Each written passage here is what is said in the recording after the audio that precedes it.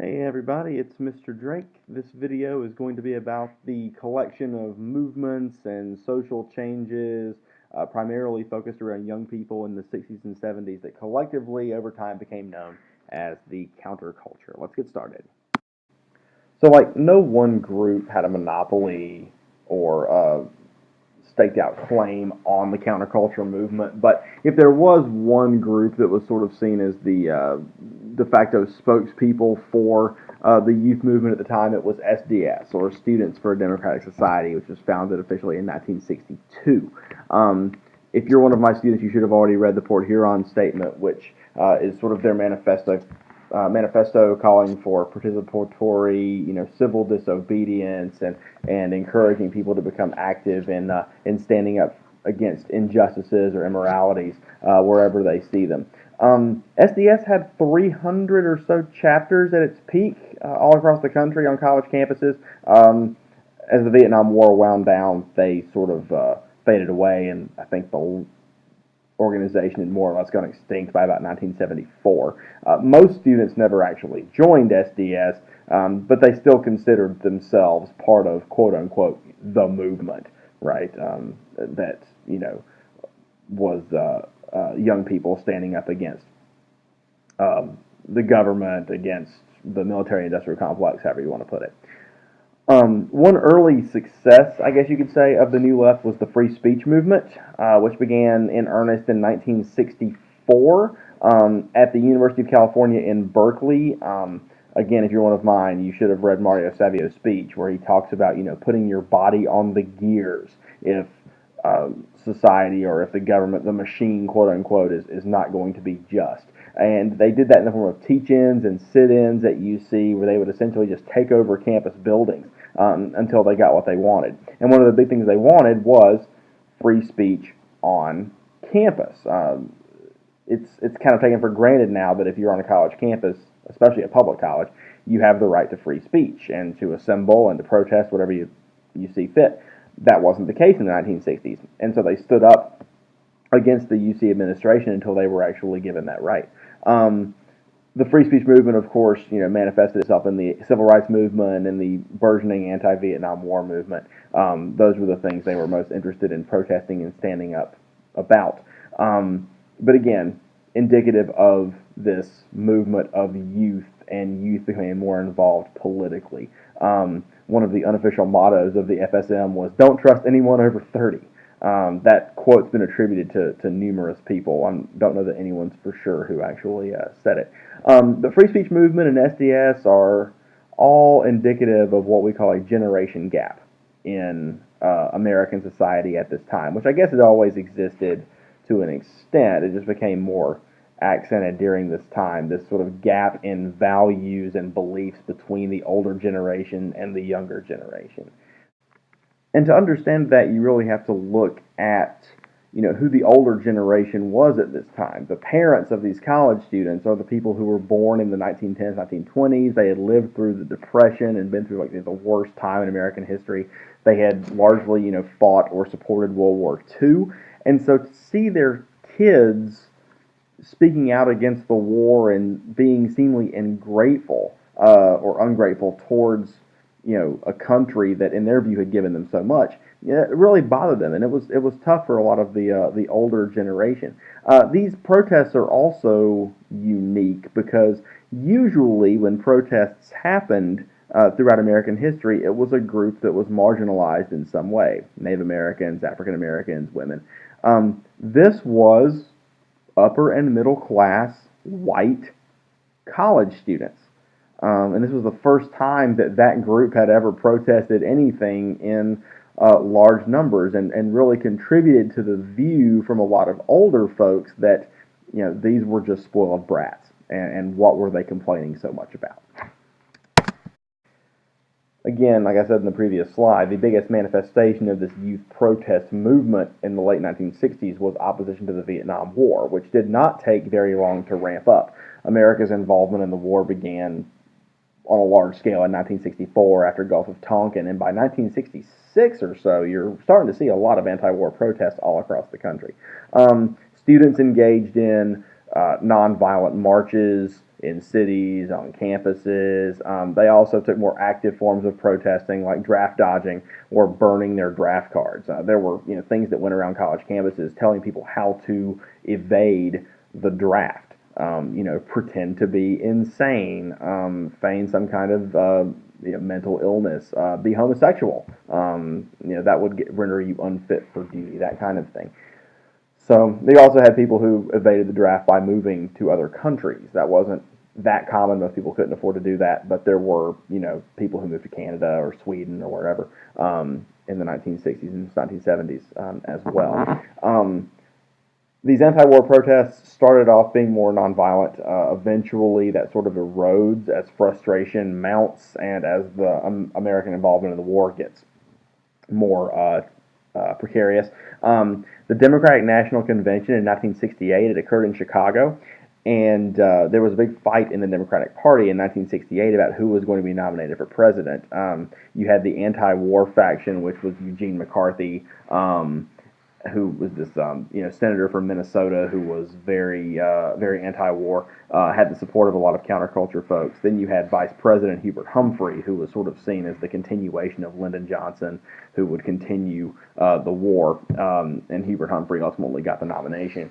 But a large protest erupted outside Chicago Stadium during the convention, and it turned into a police riot where the police actually went and essentially just beat the protesters senseless. That got broadcast on television all over the world and made people sort of feel like the country was, coming apart.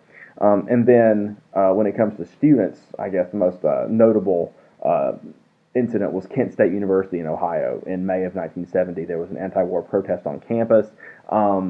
They vandalized or tried to set fire to the ROTC building on campus. The National Guard was called out and ended up firing a volley into the crowd, which ultimately killed 4 students. The iconic picture is there of the young student kneeling over the dead body of someone that she was protesting with.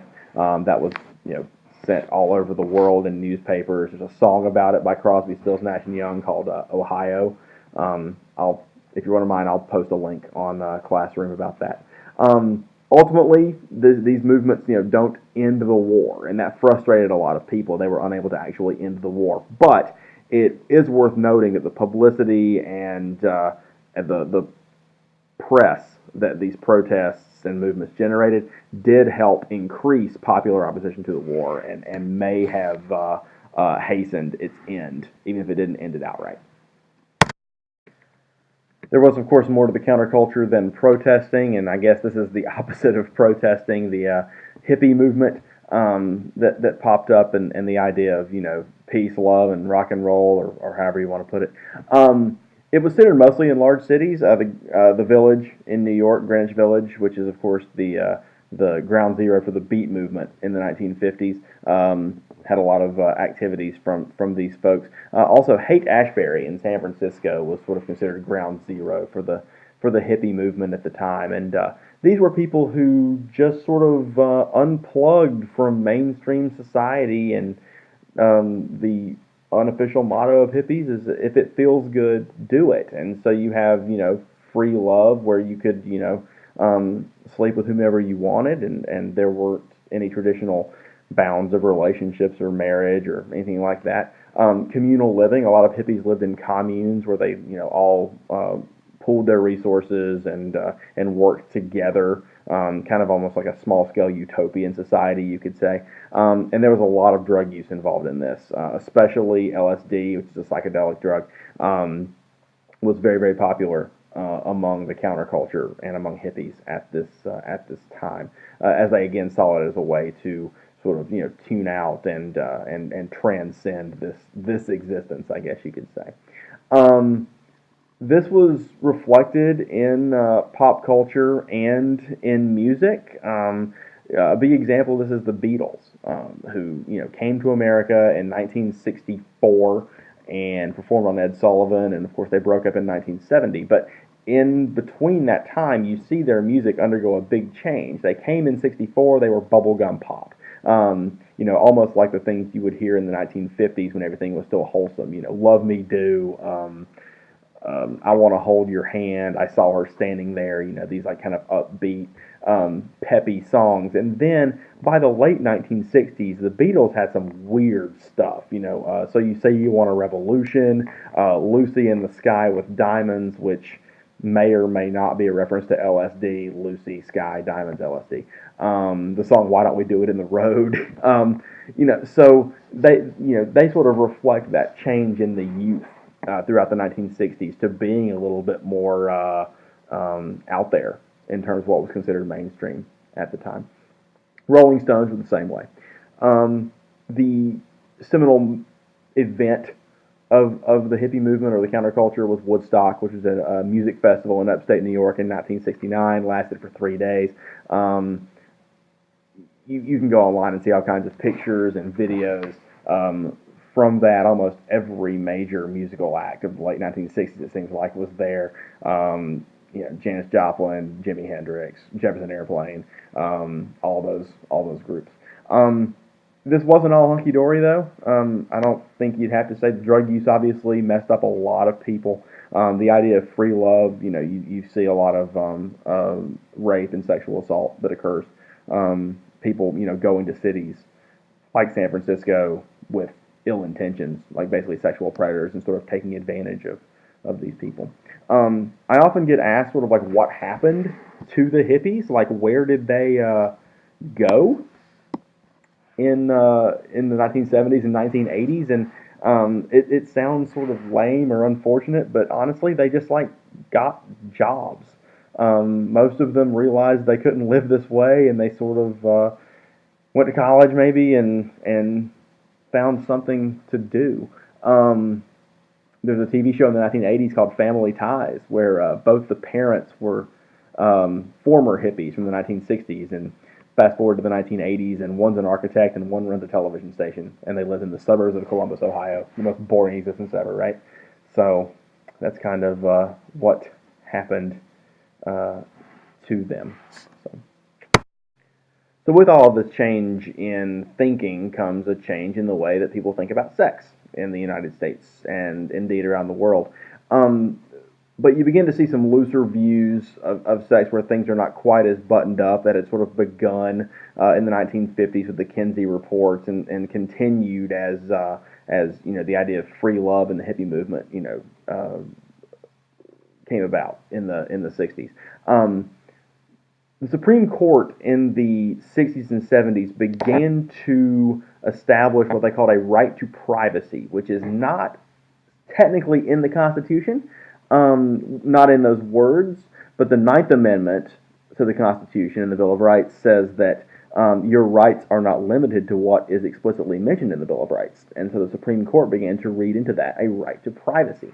And two cases are indicative of that. One is Griswold versus Connecticut in 1965, which said that states could not outlaw birth control, couldn't make it illegal to purchase birth control methods. And Roe versus Wade, which is one you're probably more familiar with, from 1973, which said that no state could prevent a woman from obtaining an abortion in the first trimester of pregnancy. And so those were sort of landmark victories for the women's rights movement. Speaking of contraceptives, birth control pill hits the market in 1960. That was also pushed for by Margaret Sanger, who had been a big birth control advocate going back to the 1920s. Women being able to have that gave them a lot more autonomy over their bodies when they could become pregnant. They weren't reliant on, in-the-moment forms of contraceptives, right? And in general, there's a looser view of morality that you see in pop culture, like in movies and in books. For books, one of the best-selling books of 1969 was a book called Portnoy's Complaint, which is about this guy in therapy, and he's talking about his sexual frustration. He makes references to masturbation and stuff, which was really taboo and controversial at the time. There was another book called Myra Breckenridge, which was about trans people, which at the time was extremely controversial. They had a hard time getting that one published. And then movies, too. The Best Picture winner in 1969 was a movie called Midnight Cowboy, which was rated X. And it was about, a guy who moved to New York to become a male prostitute. So you can imagine some people flip their lid over that one. You also, starting in the 60s, but really in the 70s, see some advances in homosexual rights. The true beginning or genesis of gay rights movement is seen often to be the Stonewall riots in 1969. Stonewall Inn was a gay bar in Greenwich Village in New York, and gay bars were often raided by police, and people inside would be, harassed or arrested or whatever. And that went on a lot, but on June 28th, 1969, the police raided the Stonewall Inn, and the people inside fought back, and it turned into this major fight, which shocked a lot of people. They didn't think, in their stereotypical ways, that homosexual men would fight back against the police, and they did. And this led to a burgeoning sense of pride in the gay community, and you begin to see some organizations pop up that are going to push for more gay rights. And they did get some things accomplished in the 1970s. In 1973, the American Health Association removed wording from their manuals that designated homosexuality as a mental illness or defect. 2 years later, the federal government lifted its ban on hiring homosexuals for government jobs. And then in 1978, Harvey Milk was a community activist in San Francisco. He was elected to the Board of Supervisors in San Francisco, which is their equivalent of city council, basically. He was assassinated later that year. His assassination actually had very little to do with his sexual orientation. It was sort of a city politics fight between him and another city councilman that went completely sideways. But despite that, he becomes a martyr for the gay community and is an icon. And there's a movie about his life that came out in 2008 called Milk. Sean Penn won Best Actor for that. That will do it for this video. As always, feel free to post questions in the comments. Cheers.